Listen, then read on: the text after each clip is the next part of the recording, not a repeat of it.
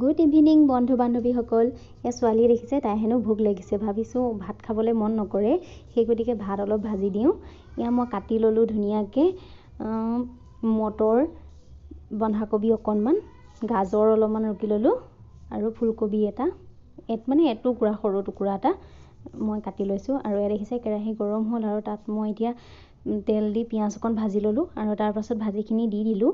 এতিয়া অলপ লৰাই আছোঁ আৰু মানে সোৱাদ অনুসৰি হালধি আৰু অলপ নিমখ দি দিলোঁ।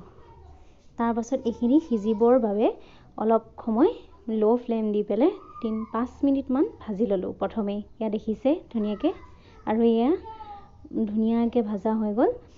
আৰু এতিয়া মই ইয়াত ভাত দিম। দেখিছে এয়া ভাত দিছোঁ, একদম নৰ্মেলকৈ বনাইছোঁ। এয়া দেখিছে ধুনীয়াকৈ মই ভাজি ল'লোঁ আৰু অলপমান ৰঙচুৱা হোৱা টাইমলৈকে অলপ ভাজি ল'ম। এয়া দেখিছে ভাজি আছোঁ ধুনীয়াকৈ মই।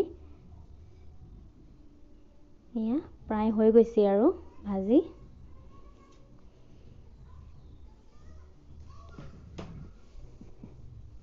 এয়া ভাজি হৈ গ'ল ধুনীয়াকৈ, আৰু এতিয়া মই ধুনীয়াকৈ এয়া কাঁহীত বাঢ়ি ল'লোঁ ছোৱালীজনীক খুৱাবলৈ কাৰণে।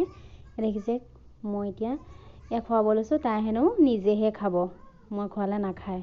আৰু এয়া নিজে খাই পেলাই কৈছে ধুনীয়া লাগিছে বোলে, ভাল পাইছে। মানে এনেকৈ আজি প্ৰথম বনাই খুৱাইছোঁ। এইজনী হ'ল ভতিজী।